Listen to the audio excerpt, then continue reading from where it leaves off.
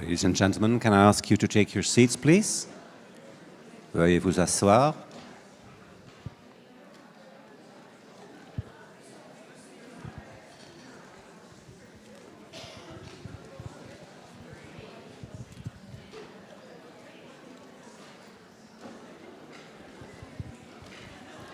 Excellencies, ladies and gentlemen, participants, after the fruitful dynamic parallel sessions that we had, we will now begin the second plenary session titled The Protection of Heritage, a Humanitarian Imperative. We are delighted to welcome Dr. Amar Azouz as moderator of this session. Dr. Amar Azouz is the principal investigator of slow violence and the city at the School of Geography and Environment at the University of Oxford. His research projects examine the impact of violence on the built environment in times of war and peace. Dr. Azouz has gained wide recognition as a researcher, academic, architect, and writer. His research on inclusive and diverse cities, cultural heritage, architecture and war, reconstruction and forced migration has been featured in various platforms, such as the New York Times and The Guardian. Dr. Azouz, with all panelists of his session, are now invited to take the podium, if they have not done so, but they have. I give you the floor, Dr. Azouz.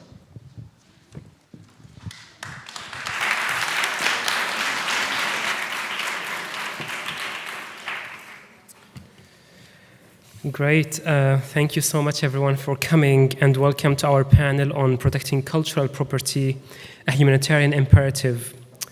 It's a real delight and honor to be moderating this discussion that brings these four wonderful and inspiring speakers. Not only you will listen to their insightful research and projects on heritage, but also they will take us through a range of geographies that open a space for reflection and dialogue.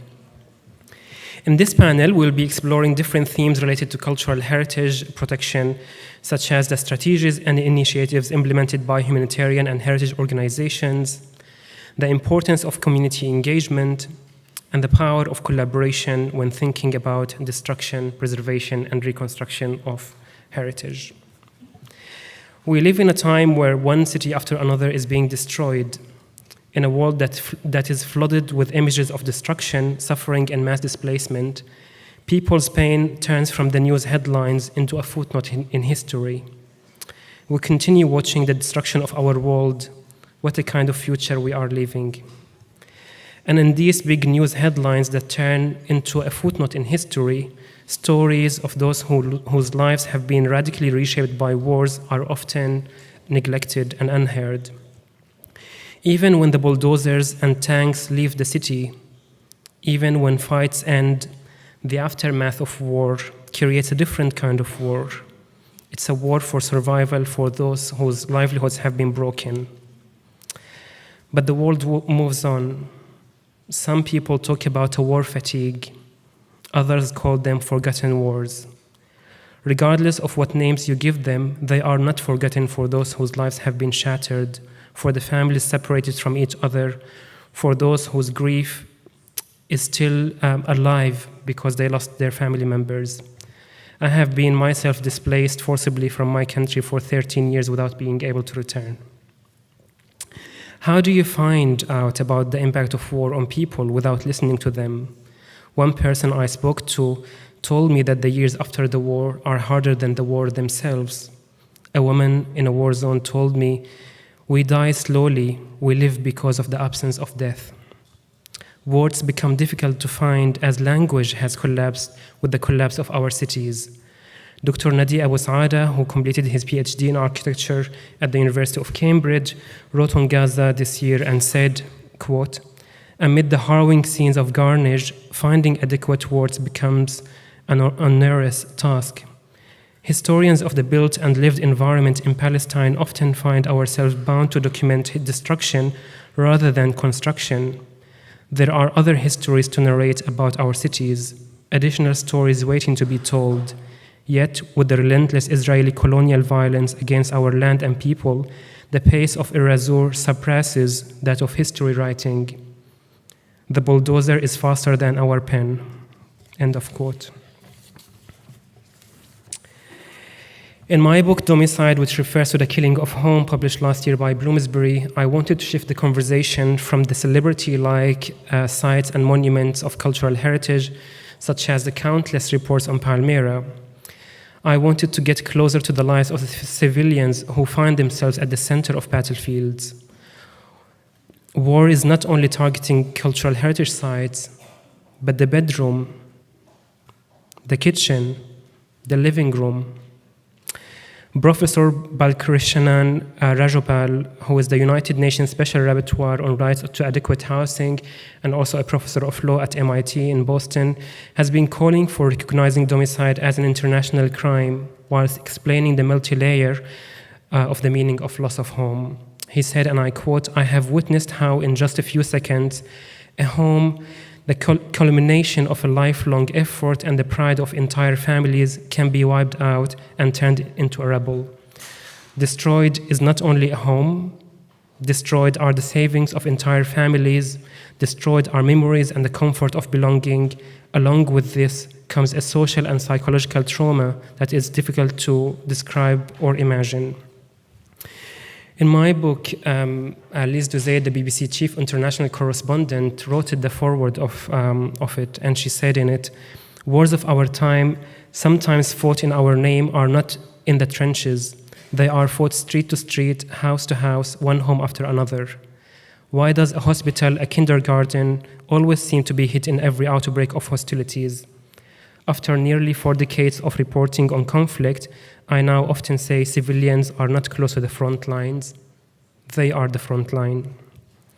She continues to say that, I quote, "In Syria and Ukraine and wars before them and beyond, this kind of destruction has often been called collateral damage or civilians caught on the crossfire, the kind of language which can sanitize, even be used to excuse potential war crimes." But what we have in our panel is that we're not only discussing destruction of people's homes and cities and heritage in time of war, but we are also looking at destruction at the time of quote-unquote peace. Many researchers today have become familiar with the work of Rob Nixon, who writes on slow violence, or Rachel Payne, who writes about chronic trauma and cities. Our attention, therefore, should not be limited to cinematic images of destruction, but also the tensions that emerge first in language that dehumanizes certain communities and then turns into a different form of violence. Words are followed by bullets.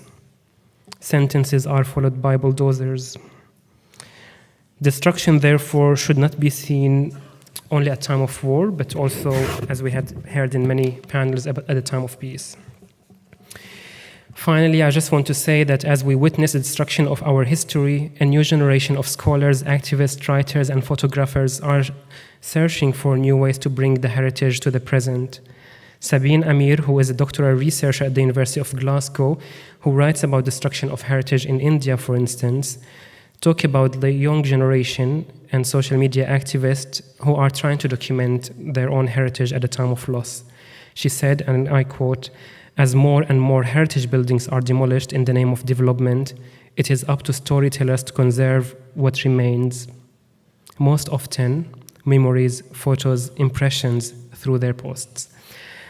So this was my intervention, and I would like to invite our first speaker today, who has been really like an inspiration for me for years and years, and I'm sure like for many academics and activists and scholars, a gigantic figure in this field, and who is to talk about this, if not Lynn Maskell. So Professor Lynn Maskell is a Penn Integrates Knowledge Professor at the University of Pennsylvania. Since 2011, she has conducted institutional ethnographies of UNESCO World Heritage, tracing the politics of governance and sovereignty and the subsequent implications of multilateral diplomacy, international conservation, and heritage rights. Her award-winning book, which I highly, highly recommend, is titled A Future in Ruins, UNESCO, World Heritage and the Dream of Peace, which was published by Oxford University Press in 2018. It's a long, really, biography, and I highly recommend reading if you haven't read, but Professor Lynn Maskell, we're delighted to have you with us. Thank you.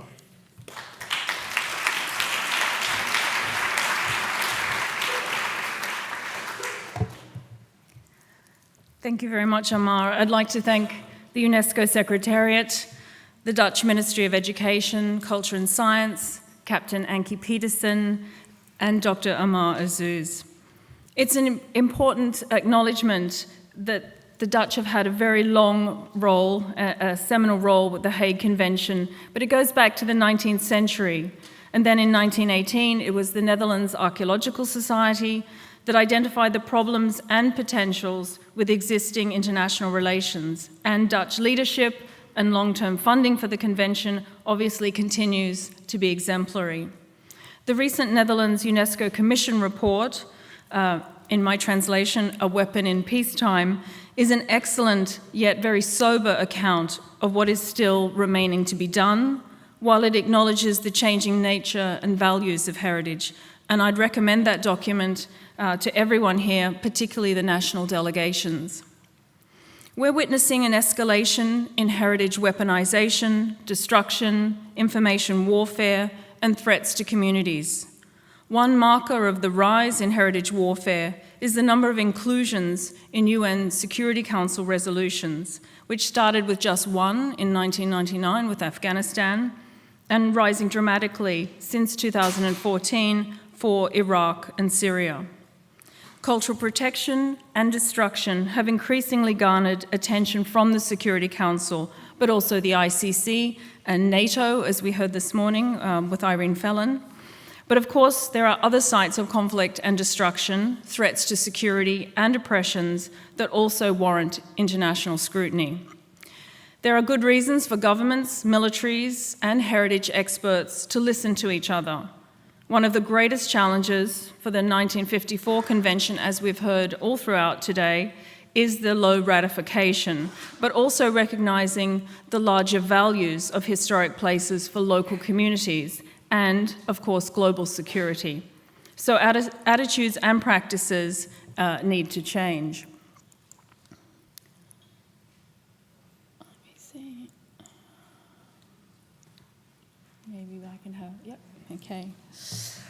So here I'm showing some recent analysis. This is attitudes toward NATO with regard to protection of Libyan World Heritage Sites. With a team at Penn using AI and the global database of events, language and tone called GDELT. That's the largest, most comprehensive and highest resolution open database of human society. Here we're coding sentiment.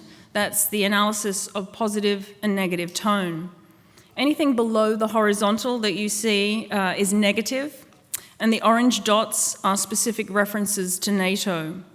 So you can see to the right, when the military avoids heritage sites, the sentiment is positive, while previously it had been very negative when NATO strikes had damaged infrastructure and were linked to a worsening humanitarian situation. These findings should be relevant for national policies and military operations, and indeed, NATO has increasingly confronted heritage warfare, whether in the Balkans, the Middle East, and regarding Ukraine. NATO has taken a broader view such that protecting heritage is now framed under their Human Security and Protection of Civilians initiative. We did the same research on attitudes to their operations in Kosovo, another escalating conflict with heritage sites at the center. NATO often presents this mission as a success, but they have also been there since 1999, guarding monasteries.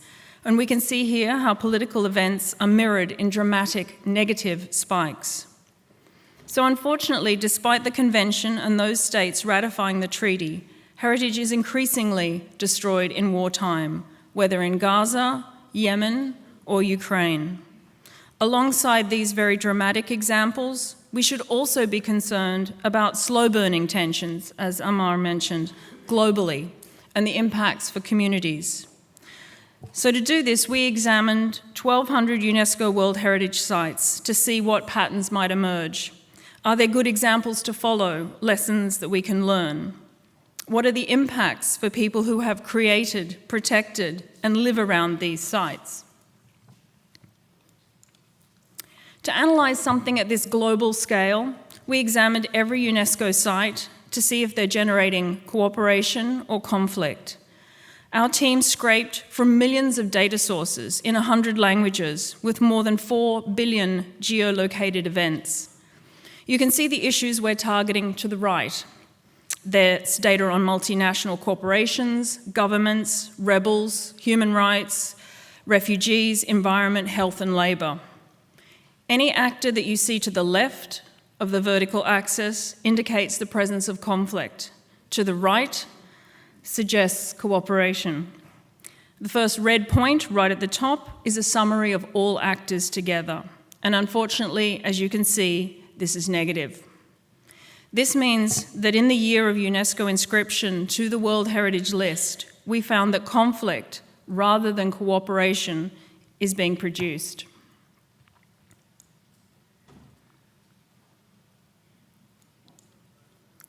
For a further robustness test, we employed the Armed Conflict Location and Event Database, ACLED, and discovered that when a World Heritage Site is inscribed, right now, you can expect an additional 3.2 armed conflict events in that 50 by 50 grid square in the following year. Indigenous communities, we found, are more likely to suffer here, and those living adjacent to Indigenous lands.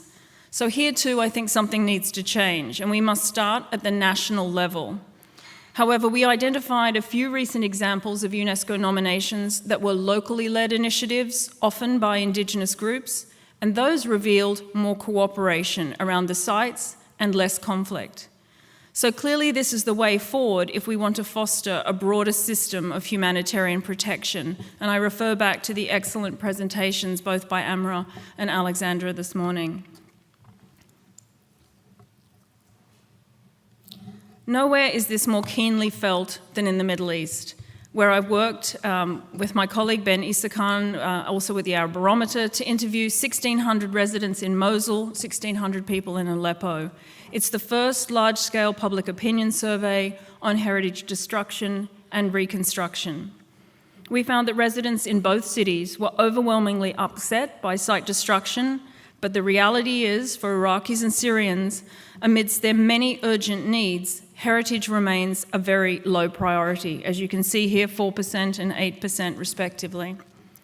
International agencies and NGOs need to recognize this reality and incorporate humanitarian goals into their rebuilding efforts.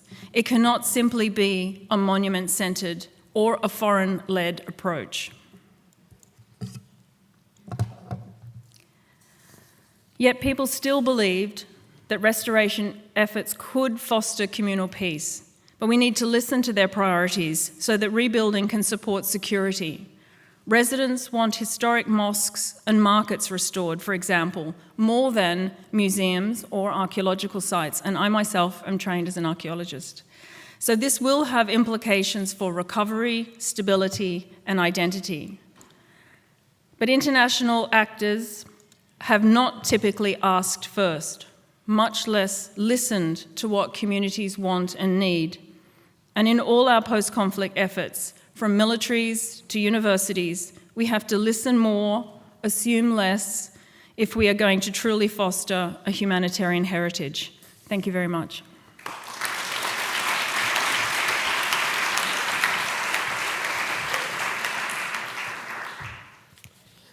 Thank you so much, Professor Lin, for this incredible intervention. Listen more, assume less. Great way to end this. Our second panelist today is Juan Farjah Bajali, who is the founder and who is the president and manager of Biladi, an NGO that was established in 2005.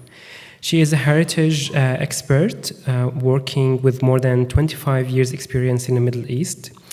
And following the tragic explosion of the port of Beirut in August 2020, she has initiated the Josiah training program, which is dedicated to protecting heritage in times of crisis. The program aims to assemble multidisciplinary teams comprising of army officers, firefighters, and heritage experts trained in conducting heritage rescue operations. Over 150 participants have been trained to implement rescue plans, including the consolidation and evacuation of cultural artifacts and combating illicit trafficking of antiquities. The impact, Biladi serves as a partner of the Levant region within the cultural emergency response affirming the enduring commitment to safeguarding heritage even in the face of adversity. So we're really bringing context of conflict and war, and also like in conflict of the situation of Lebanon, which is not a war situation, but really blending these themes of like war and peace, cultural heritage. Please help me to welcome Juan. Thank you.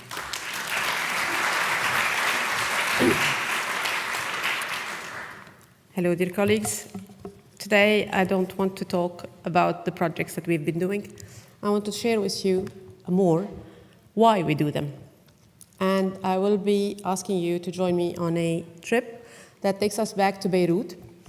Beirut in 2020, as you all know, Beirut in 2020 on August 4th has witnessed what is known to be the third massive explosion in the world that is non-nuclear, which is the port blast of Beirut. It happened in the port of Beirut is located within the city, and it's located in the very nearby vicinity of the historical city. It took 1 minute and 10 seconds recorded on CCTVs for the blast, for the port blast and the wave to actually devastate the city.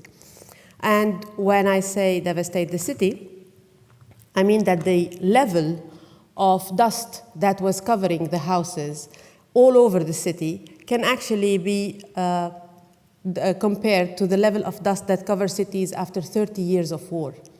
So within 1 minute, the city was destroyed, 300 people got killed, 7,000 injured, 300,000 people displaced, and the landscape of the city was that of our city after the civil war. But this is Beirut in 2022, this is Beirut in 2024. We're going to walk through one aspect of the reconstruction of the city, and that is the protection of cultural heritage in Beirut that happened after the Beirut blast. 650 historical houses were damaged by the port blast. 650 historical houses that were very, very lucky because they had survived the civil war and the very, very strong real estate war that has been ravaged the country since 1990.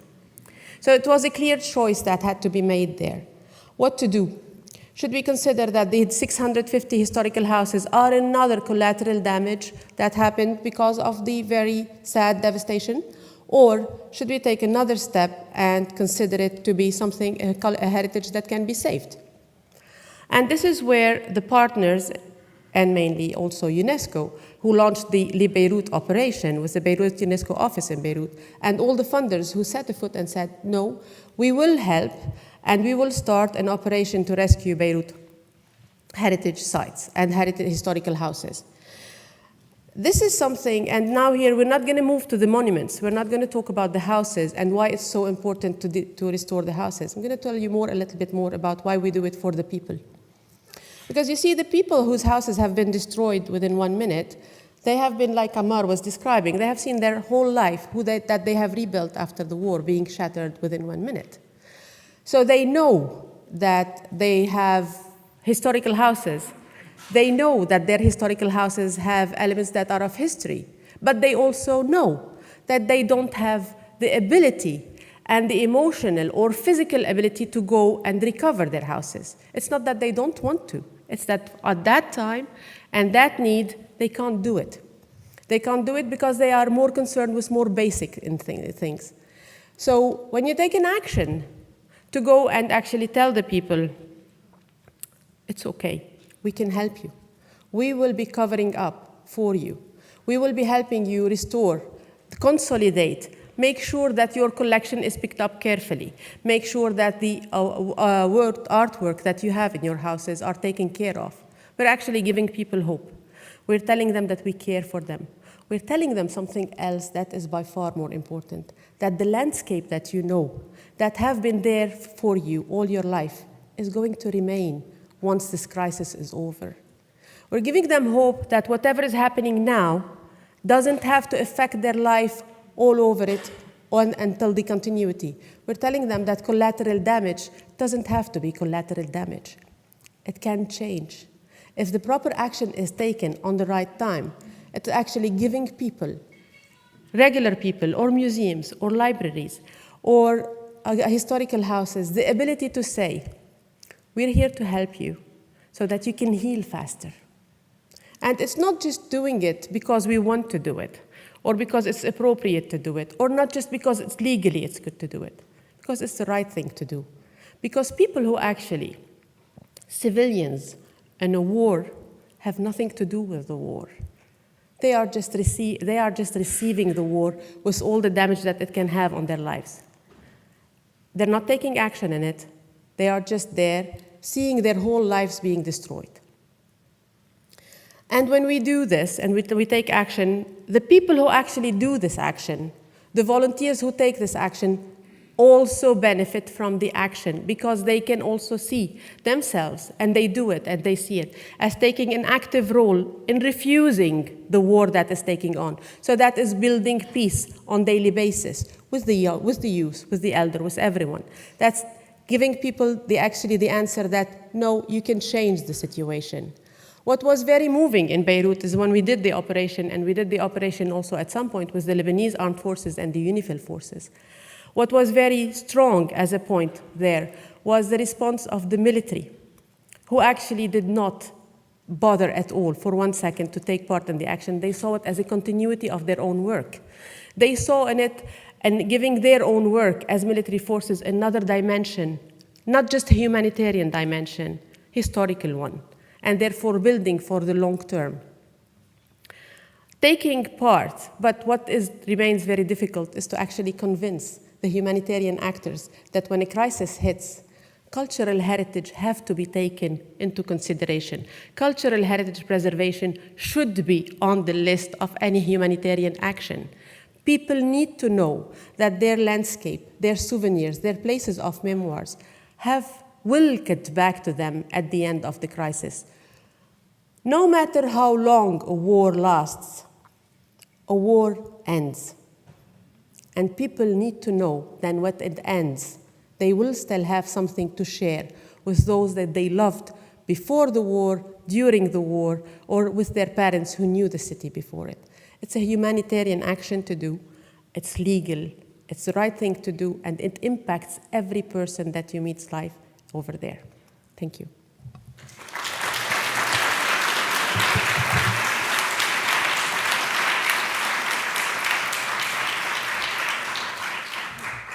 Thank you so much, Joanne, for this moving presentation. It does echo the images of Beirut in the war in 1970s and 80s, and just sad to see how a city could be radically reshaped in 1 minute and 10 seconds. So our next panelist is Svetlana Jovic, who is a senior civil affairs at the UNIFIL, which is the United Nations Intern Mission in Lebanon. She has over 20 years of experience working in politically sensitive and institution-building environments, serving for United Nations peacekeeping operations and diplomatic mission in countries affected by conflict and crisis. Her work focuses on protection, conflict resolution, political negotiations and mediation, civil-military coordination, and the rule of law and human rights. Please help me welcome Svetlana.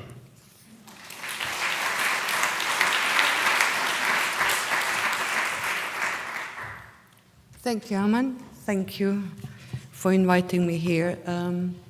I will talk about UN peace operation in South Lebanon and our work in culture property protection that happened before Beirut blast. Joanna has touched our emotions with her presentation, and I'll bring you back to reality, and I'll bring you back to the situations, how missions, peacekeeping missions work in the environment that is insecure, where we have to bring safety and stability. Before I start that, I want to bring to the attention 2 things about UNIFIL. One is that UNIFIL doesn't have a formal mandate in cultural property protection.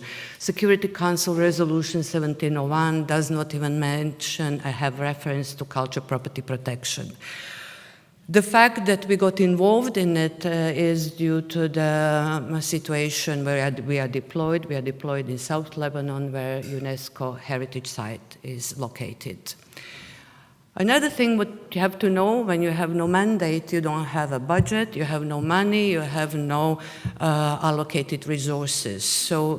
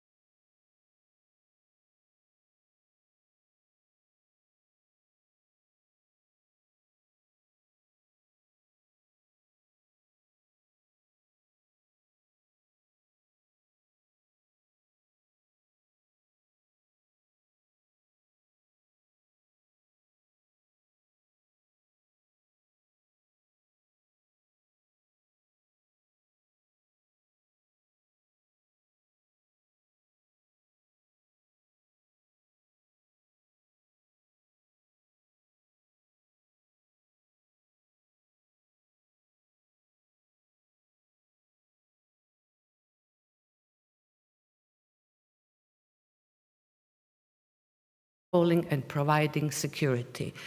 So it took a while, an understanding from the leadership and from a military and civilian side, and here it comes civil-military coordination and cooperation, where we, as a civilian component of the mission, were tasked with a CPP. We were tasked not only with CPP, but with protection of civilians, children in armed conflict, women, peace and security, which reminds me, if I don't know if you'll be present on ministerial panel, when the SG special representative of NATO said that they are in charge of women, peace and security, CAC, children in armed conflict, CPP, which means the situation, I thought only on tactical level we have all this in one unit with few people. Obviously, the policy is up and down the same. So in that context, the partnership with experts like Biladi and Blue Shield come handy. From one side, we first did in-house knowledge and capacity building in order for us to understand, together with Lebanese forces who are our partners, as I said, what is the role of peacekeepers, what is the role of military during emergency. When we graduated that part, on the next seminar that we did a couple of years later, we engaged with external stakeholders. Engaging with national stakeholders for UN peace operations is a must. This is to, in order to have successful mandate and to have peacekeeping missions achieving its goal, we have to have local ownership. We have to buy hearts and minds, as they say, of a local community, and we have to build local capacity. We have to strengthen and build local capacity, because peacekeeping missions do not stay forever. They are just a temporary solution, and with sustainable solutions are only with local ownerships. I think this was also mentioned for the peace building, and it goes for the peacekeeping, that local ownership is like mantra. When you go to the peacekeeping, you're just temporary there. We have to work on building, to work ourselves out of jobs. So, in peacekeeping context, we did exactly that, and one of the, success after the Beirut blast was the signing MOU cooperation regarding the cultural property protection with Blue Shield community. Blue Shield International, Blue Shield Austria, who were very instrumental in involving us and supporting us during Beirut blast. So here are some photos about our seminars and the tool that was developed for peacekeeping missions, and that is play cards in the photo in the middle, where which was invented by here people present in the room whose knowledge and experience we picked up thanks to Joanna, and have created the play cards for UNIFIL soldiers in order to understand what is protection, what is culture protection, what is their role, and how to behave in an environment where they have UNESCO heritage sites. And here are some lessons learned I have just tried to summarize and to share them with you, because we believe that peacekeeping and peacekeepers do have a role in protection culture heritage sites, and to do so they have to be trained, they have to be educated, they have to receive the expertise and knowledge from those who know it, and then we can be useful in the societies that are affected by conflict. Thank you.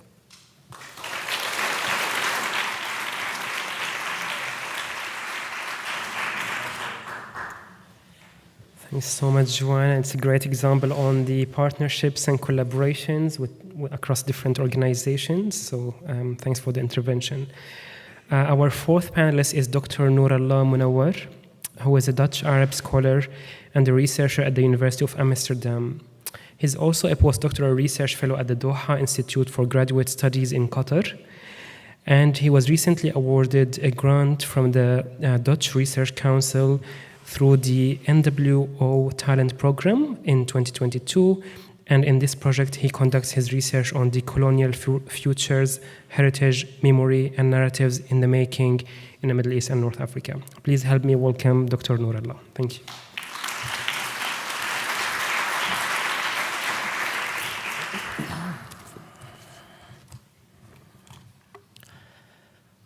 Okay. Good afternoon, everyone.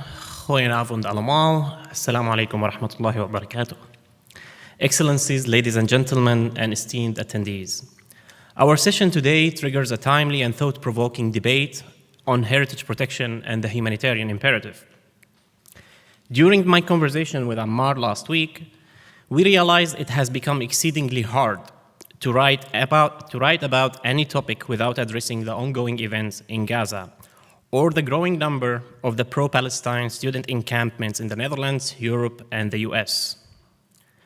Drawing upon my research on heritage and conflict, I will today emphasize on the need to prioritize the humanitarian imperative of protecting and empowering communities and their heritage in a way that ensures engaging them in heritage reconstruction. If the act of destroying cultural heritage is a crime against humanity, then the protection of the local communities and the safeguarding of their heritage should be considered as a duty for all humankind. On the one hand, since 2010, the protracted conflicts in Syria, the protracted conflicts in the Arab region have placed a spotlight on the massive levels of heritage destruction in Syria, Iraq, Libya, Yemen, and most recently in Gaza. Syria's conflict has resulted in substantial harm to UNESCO World Heritage Sites and the displacement of over 12 million Syrians. While on the other hand, since October 7, 2023, cultural heritage in Gaza has been severely damaged, resulting in the displacement of about 2 million indigenous people, the murder of over 34,000 people, 70 of them are women and minors, and significant damage to Palestinian heritage, home, mosques, and churches. Of course, these numbers according to the United Nations. Amidst these conflicts, there have been urges in both academic circles and international arenas to protect civilians, safeguard cultural property, and plan for the day after. Nevertheless, these voices have fallen short of providing protection, shelter, and basic human necessities, such as food and water to displaced individuals. In light of our commemorative conference for the 1954 Hague Convention, and drawing upon my research and engagement with the communities in the Arab region, my pitch today was planned to cover heritage intervention and community engagement during and after conflict. However, due to my 7-minute time limitation, I will focus on conflict times only and the benefits of community engagement in heritage reconstruction. In conflict times, heritage destruction deprives communities of their shared past and erases tangible connections to their ancestors. Having said this ugly truth, and based on my research with the Syrian case and the Gaza situation, heritage in conflict should be approached using a series of steps that serve as a cornerstone of a comprehensive and, most importantly, realistic approach that is adaptable to unforeseen circumstances. In my view, this holistic, inclusive approach has 3 levels. A, non-state actors. In recent years, there has been an increase in the participation of non-state actors in conflicts, some of which are radical, and while others are non-radical, which have gained control over cultural heritage sites in Syria, Palestine, Yemen, Libya, among others. However, due to the complications of conflict, the non-radical, non-state actors are often excluded from capacity-building training or prevented from receiving cultural funds for cultural heritage protection works for a variety of reasons. Hence, there is a need to develop a mechanism to engage with these actors in the framework of international bodies, conventions, and NGOs. Otherwise, the state of conservation of heritage in those areas may significantly deteriorate. B, military training. Most of us in this room have heard of, read about, or even watched The Monuments Men. Besides the ethical concerns raised in academia about the risks of dealing with military, it is now beyond dispute that armies are one of the major actors and players in conflicts worldwide. Thus, it is essential to educate and engage with these personnel about the possible methods to protect heritage with the focus on placing the safety of civilians and cultural property as the utmost priority. As we can see here in our conference today, the engagement with military is evidently taking a step forward. C, community engagement. Acts of wars are not only limited to heritage destruction, but they also inflict immediate impact on communities, hinder the cohesiveness of societies, and affect the career prospects of local communities. My research on Syria has demonstrated that it is imperative that community engagement and empowerment initiatives encompass not only those who remained within the country, but also displaced people. For instance, individuals from those communities, like me and Ammar on this panel, find themselves privileged to have survived, endured the traumas and miseries of forced displacement, and witnessed heritage destruction, and additionally to that, being granted a chance to pursue education and conduct research in international institutions.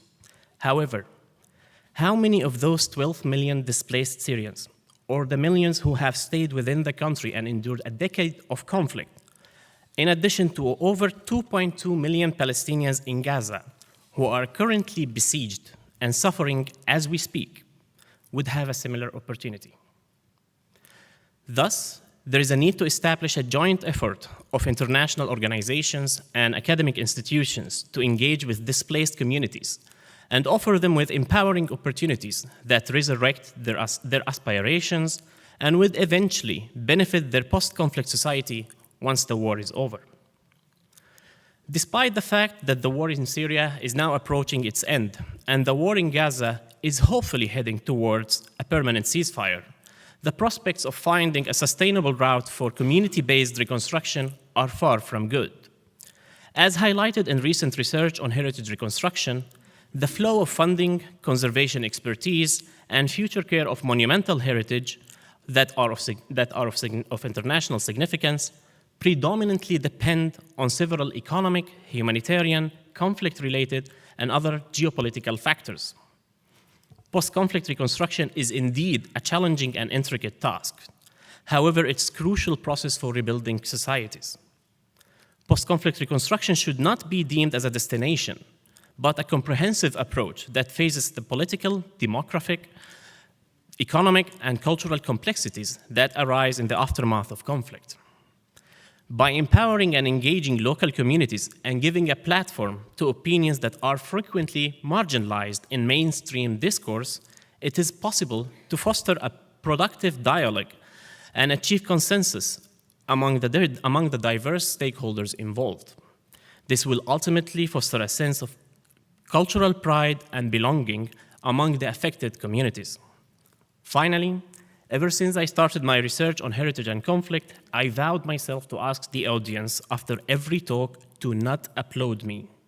And in order to make a pause for Ammar to ask his questions, I would like to ask for 3 seconds of silence to consider the impact of conflict, not only on heritage, but on the millions of local communities in Palestine and Syria and beyond who lost their souls or a relative or got displaced during conflict times.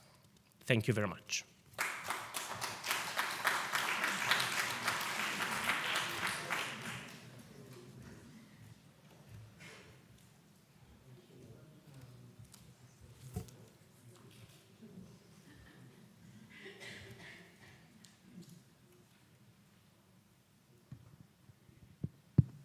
It's working now.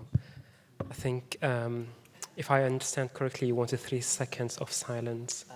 It's a request. So I would maybe just do it because I think maybe some of us didn't hear it. So 3 seconds of silence. Great. Thank you so much, everyone, for sharing your work with us in this panel, bringing together different themes about cultural heritage, from working in research or in charities or with military officers and firefighters, and thinking about destruction in time of peace and in time of war. I would definitely like to hear from the audience in maybe 10-15 minutes. So there will be time for questions, but maybe I would first go for one round of questions for our panelists. So we all speak about conflicts and wars in different places, and sometimes the same images occur often with the same kind of conflict side that we see it every time in book covers, in magazines, in websites, in UNESCO events, in conferences, which makes me think that conflict sites also are fashionable and others are less fashionable, if that's a word that could be used. And in somehow conflicts can disappear from our consciousness, even though the conflict front lines are still shifting. So my question may be for Lynn and Noor, and then I can ask another question for my right side on the selective sense of solidarity and the selective approach towards heritage, and why that is happening. Thank you. Thank you, Ammar. Can you hear me okay? Yeah? No. Better? Thank you. Thank you, Ammar. It's true that the visibility is very patchy and uneven, and I think people in various contexts would say that there are some parts of the world that seem to matter more than others. And if there's a conflict in Europe, many of my colleagues in South Asia would say, why do we have to deal with this? We have our own conflicts. Why do you make all of your conflicts ours, as it were? Why do we have to care? So I think there is an imbalance between the countries that have visibility, that are seen to matter, that mobilize support. I think particularly here of Yemen, often called a forgotten war, that has come back around. I think of Crimea in 2014, what's happened again some years later, that we tend to forget. Nobody talks about the Iran-Iraq war. We're very happy, often in international organizations, to talk about non-state actors because we don't feel that, as was said in St. Petersburg, that they're not in the room. So there are no sanctions for us in return. So it's a very political, even though we're in a setting of diplomacy, it is also an extremely political setting, as I think everybody in the room knows. And that will have implications for not only visibility and credibility, but also funding, and the sites that matter, and the people that are worth saving, and those that really get sacrificed along the way. And I would also just say, talking to some of my colleagues from the Mediterranean, conflicts in the 20th century that have been forgotten but still have lasting consequences about territory, sovereignty, and marginalization. And we just move on to the next and the next without realizing that that legacy is still actually contemporary.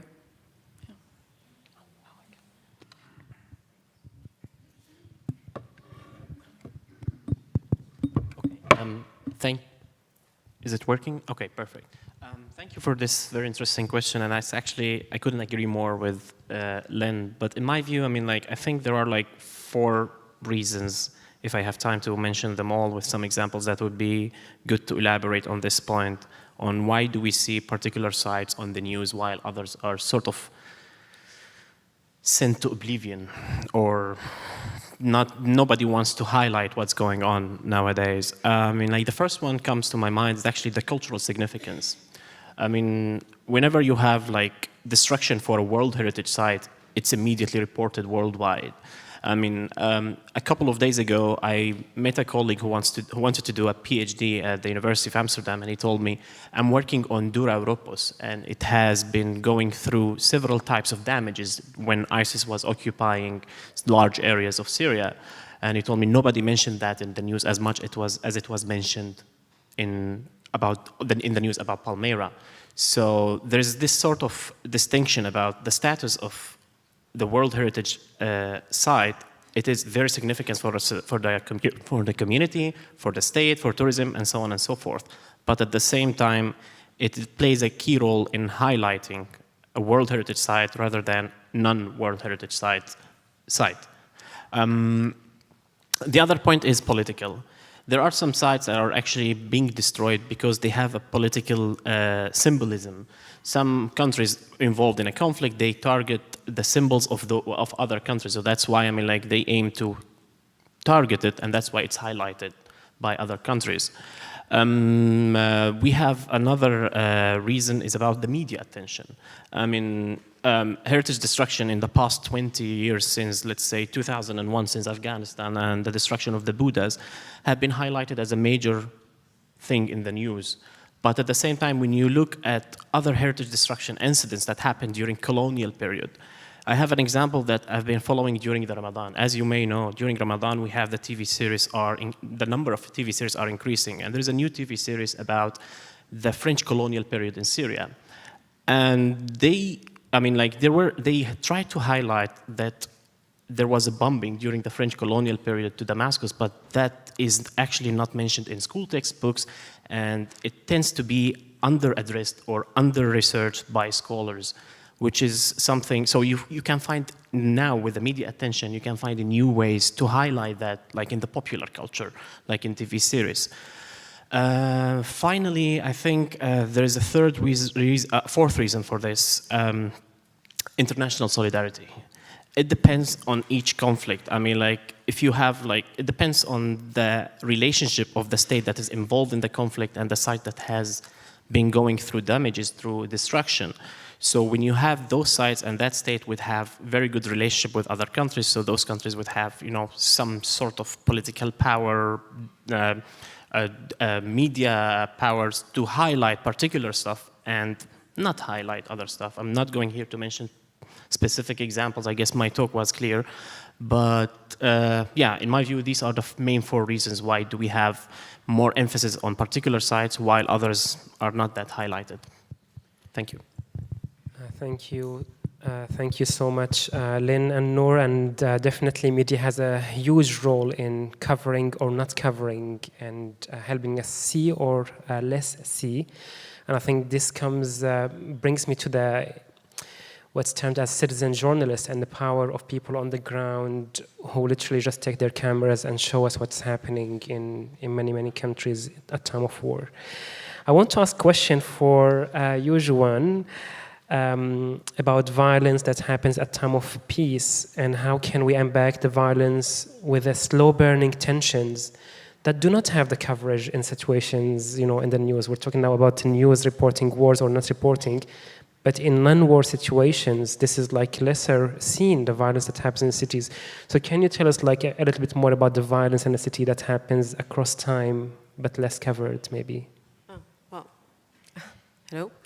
Well, the violence in my case, in our case in Lebanon, the violence is continuous.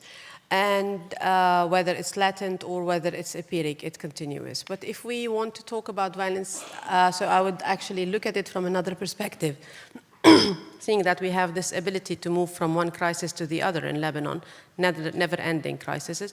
So, but we tend now to think about it, and I think it's a good way of doing it. It's to prepare for the next crisis to come, and therefore be prepared. And considering looking at it from the disaster risk management perspective, and that is to be ready.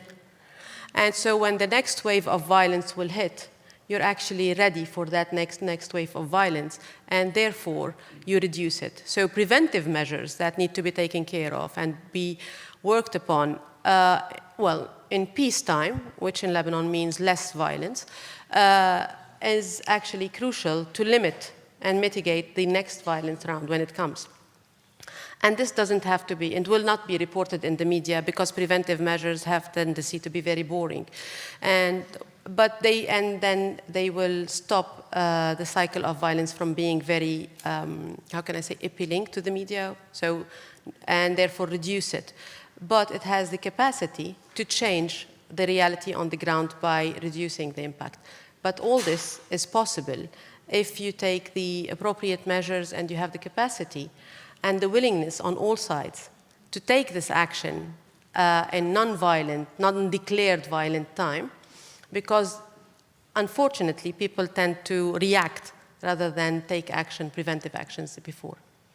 I hope I answered your question. Wonderful. It does remind me of this book by Dr. Hiba Bouakir, who writes a book titled For the War Yet to Come, which is about urban planning and policies that segregate people instead of bringing them together, and also almost as if the city is preparing for another war. And actually, I think it was published around the explosion, the port, which was just the timing of like how like this all changes like in a minute.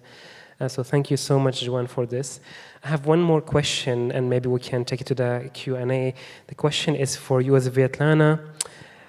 You mentioned quite a lot of partnerships and collaborations, so I just want to ask you about the role of these organizations in heritage, especially as a growing field of focus.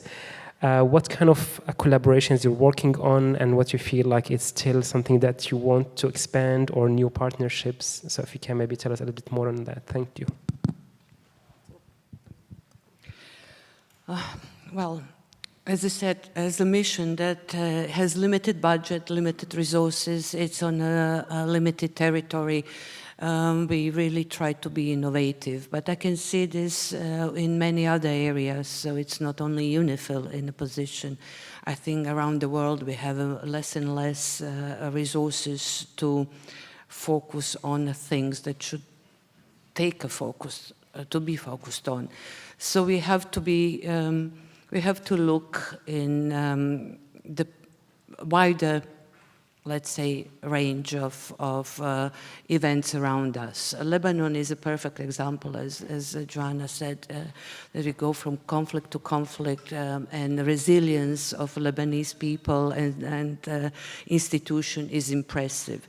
And there we, again, thanks to the experts who are around us and who has guided us, starting with, you start with the technical expertise of the UN agencies, starting with UNESCO when you talk of cultural property protection, but you go further. You go first, you zoom in into your own environment, and you realize that those who are living with the heritage, that they are surrounded by world heritage, that they have to be those who will carry out the biggest chunk of work once when we leave. So if we do not engage with them, if we do not develop a partnership with the neighbors of the house that is living next to the Roman hippodrome, this person is not understanding the value in protecting the heritage, all the work in the world is useless.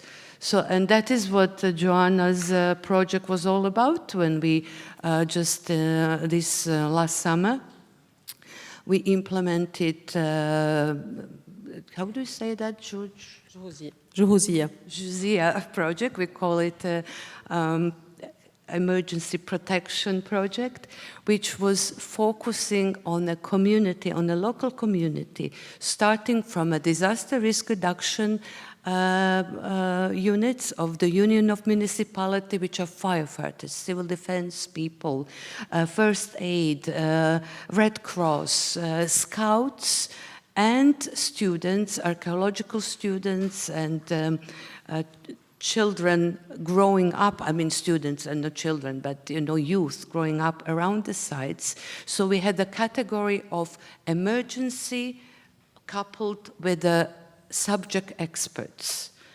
And the program was intensive. It was 12 or whatever, 12 days of learning for all of us happening on the site, on the Roman ruins, on the hippodrome. That was not only unique experience, but after talking to people, which were firefighters, that all their life were distinguishing fire, and civil defense people, who were stunned with the fact that they were unaware, living next to the heritage, on the importance, on the value, and actually how to treat it and how to protect it. They were shocked. Every time when I meet with them, even nowadays, 1 year later, they have said, and I didn't know how to behave with the library. I didn't know what to do in the museum. They just couldn't believe that such a huge element of a protection has missed them as a professionals in emergency. On the other side, we had the young students who finally understood that what a difficult position of firefighters and civil defense and first responder is. So this partnership, I think, is of such a value that you cannot create it. You have to work on it. You have to develop it. You have to invest energy and time. That's all. Thank you. Amazing, and it brings me to the education element, working with the students, working with academics, teachers, schools, incredible partnerships. I think maybe I would stop it here from my side and open it up for the audience to ask questions. There's a rule that it's a question, otherwise ask the organizers to invite you for a panel. So please leave it for maybe around 1 minute maximum, and kindly asking you to say your name and maybe what you're working on or what's your organization, and maybe if you want direct the question for a specific speaker instead of like opening it up, or unless you wanted like a general question. I would take 2 questions at a time, so maybe I would start with that direction. There's a hand in the back. Hi. So I'm Haji Karutunyan, Director of Scientific Research Center of Historical and Cultural Heritage of the Republic of Armenia. First of all, I would like to thank all the speakers of this panel for their important talks. Unfortunately, in 2024, we are still talking about the protection of cultural heritage during the armed conflicts or even after the end of hostilities. Really, we are too sorry to see very frequently the destructions of many cultural properties in all over the world.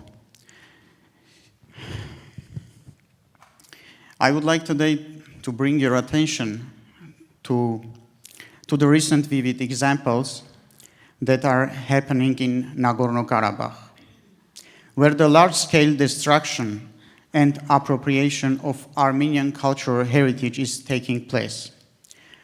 We are in a very specific situation, where the indigenous Armenian population is forcibly displaced from its homeland.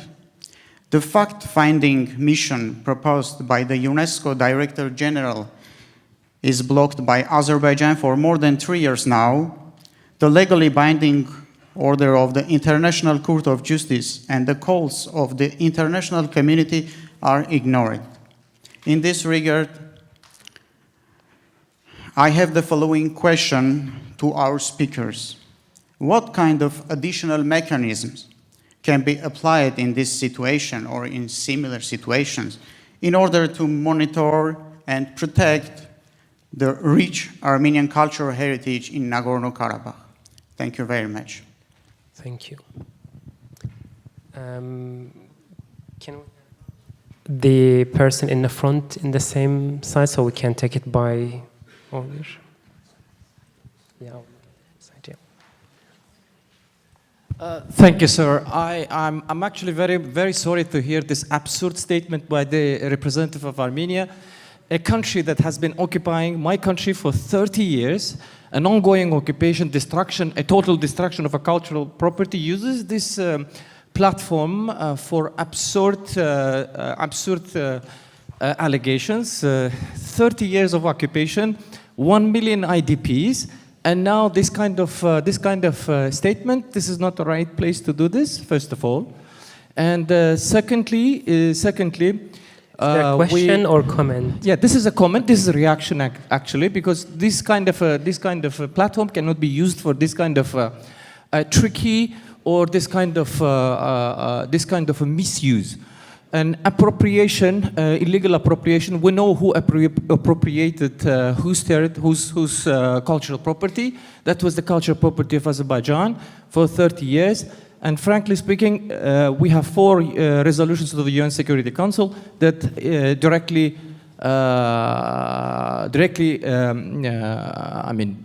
demands Armenia for illegal for the illegal occupation of Azerbaijani territories. Actually, demands the total withdrawal. So these kind of accusations are baseless and groundless. And actually, talking about the misappropriation... Can we please, just because I want to keep it well, like this short is actually for the questions. reaction. This was actually the reaction. Just ask question and tell us like who are you directing it to? Maybe one of the speakers or... Yeah, this was the reaction. Okay, so thank you. this kind of platforms cannot be used for this. Thank you so much for the intervention. There's a hand in the front here, and then maybe we can end it and then take other questions. So in this side here in the middle. Yeah, we're doing like in order, sorry. Yeah. Hi there, thanks very much. My name's Joanne McCafferty. I'm from the International Cultural Heritage Protection Programme at the Department for Culture, Media and Sport at the UK government. Thanks for taking my question. First, this morning I noticed the CURE framework came up, and I noticed that there is quite a bit of a dichotomy between this notion of protecting livelihoods, ensuring that we have putting people at the centre of reconstruction, ensuring that humanitarian response and that it's taken care of in a swift and effective manner, even if that's during conflict and not the best of circumstances. But of course we have something such as the Venice Charter in 1964 that institutions such as UNESCO have to kind of uphold and fight for that authenticity. And I was just wondering, it's not directed at any particular member of the panel, if anyone had any comments on what you think UNESCO's approach should be when it comes to upholding that authenticity when it comes to reconstructions, but at the same time respecting that during conflict we don't always have access to the right resources, the right materials to ensure that happens, but allowing people to reconstruct their homes, their markets, their places of worship in a means that will allow them to get back to day-to-day activity. Thank you very much. Thank you. I will move to the other side, and we can take more questions from here, so please, I'm not ignoring anyone here. But for now, I would maybe ask some reflections or responses from if anyone wants to comment on any of the questions or the comments. Maybe from our side here, like from the panelists, do you want to reflect or answer on any question or... Before I start taking more questions, does anyone have any reflection? And then I can take more, maybe more, 3 more questions. So keep your answers short, so we have more time for more questions. If anyone wants to comment, of course. I did say it was going to be political. So I think that's, yeah, unfortunately, yes, conflicts rage on, and these are settings in which they continue to play out, and things that have been decades long are still not resolved, and it shows that we do have some mechanisms, but they are imperfect. The goal is to keep trying. In terms of reconstruction, Joanne's question, I guess I will talk just to say briefly, not so much around World Heritage properties, but from the data we retrieved from the Arab Barometer's fantastic work with us in Aleppo and Mosul. When we asked about the type of reconstruction that people wanted in their cities, their priorities were things like historic mosques. They did want some upgrading, for example, right? So they don't want things to be entirely modern. They don't want them to be left in ruins. They don't want them to be exactly how they were, but they want to be usable. Right, so I think this is actually where the humanitarian factor can be brought in. And actually some of the most successful projects were like Aleppo's souks. And I want to shout out to the Aga Khan Trust for Culture that has done incredible work.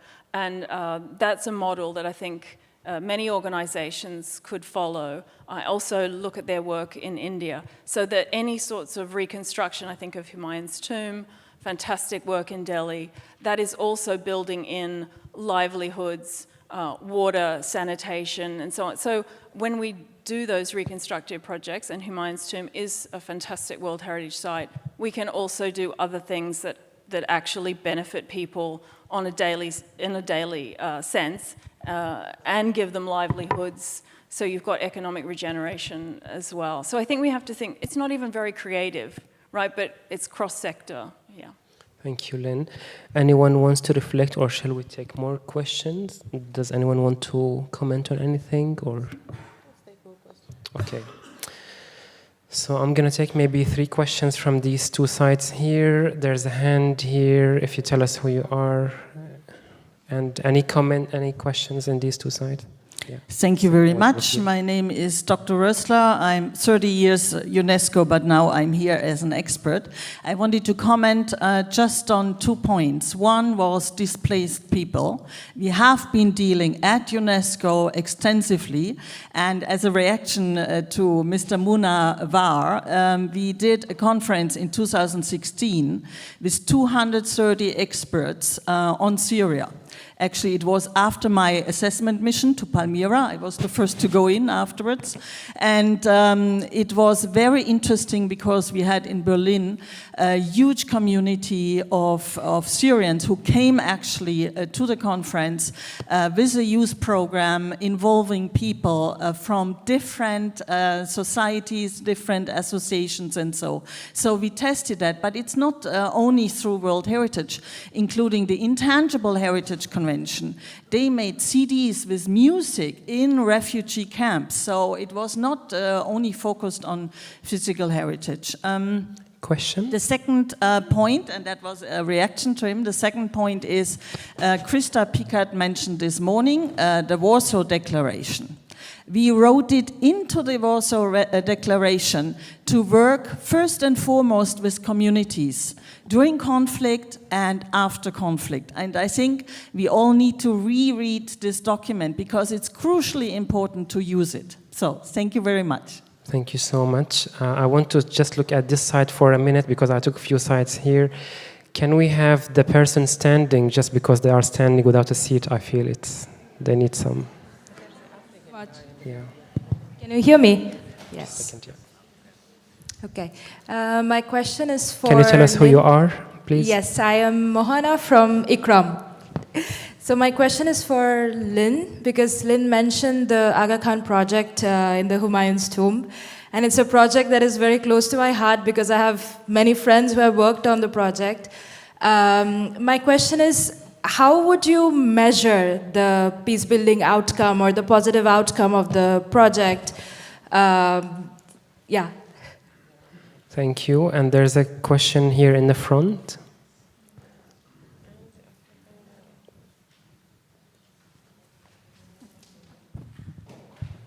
Yes, thank you so much. I will respect your directive. It will be a question, but right before the question, I would like to thank all the panelists, all of them. All the interventions were very rich, and special thanks to Dr. Nawar, who gave us very important information about our region and especially about Gaza.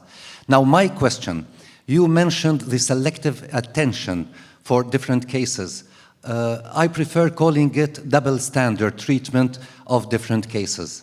So my question is, what do you suggest to have a solution of this double standard treatment for the different cases? Thank you. Thank you. I'll maybe just like a briefly reflect on these. The first comment we had on intangible heritage and forced displacement, which is like many millions of people are unable to return. So heritage continues with them. The second one on the Aga Khan project, and the third one on selective attention equals double standard treatment. You're welcome to comment or reflect, and we have maybe 3 minutes. The evaluation is meant to you. 2.5 minutes, so please you have to be brief. Please. I think I have been around for around this topic since the looting of the Baghdad Museum. I can assure you one thing. From then till now, and I was talking about it this morning, that 20 years ago, I can assure you no one had ever thought that there will be a room full of people truly considering cultural heritage protection as being a priority. A long walk has been done since then. A lot of talk has been done. Yes, there isn't visibility as much as we want to, but as it's seen and it's clear now, the social media and the alternative media are actually shifting the parameters. People are now genuinely interested in the topic, and it's becoming more and more relevant. Now, if we look at any war that is covered around the world, you can see that there are reports stating that cultural heritage destruction is taking place, and it's being refused. It's no longer considered to be collateral damage. Yes, we want more to be done. Yes, we want more to be protected. But we're on the right track. I believe so. Thank you. Any response from any of you? No. In that case, I would maybe wrap it up here. Some of you really need to have more panels, it seems. There are more questions. But thank you so much, everyone, for joining us. There's somebody also asking me to finish, so I'm just going to wrap it up here. Please do help me to thank our panelists, and thank you so much for being with us.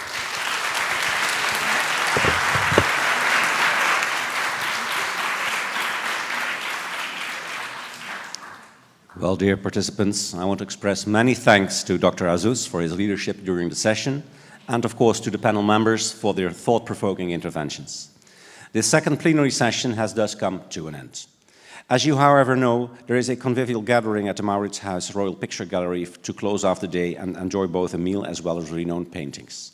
I can furthermore tell you that those who did initially not register for the visit can, if they have changed their mind, report to Katie, and she's in the orange blouse at the side of this room. Please report to her if you want to come.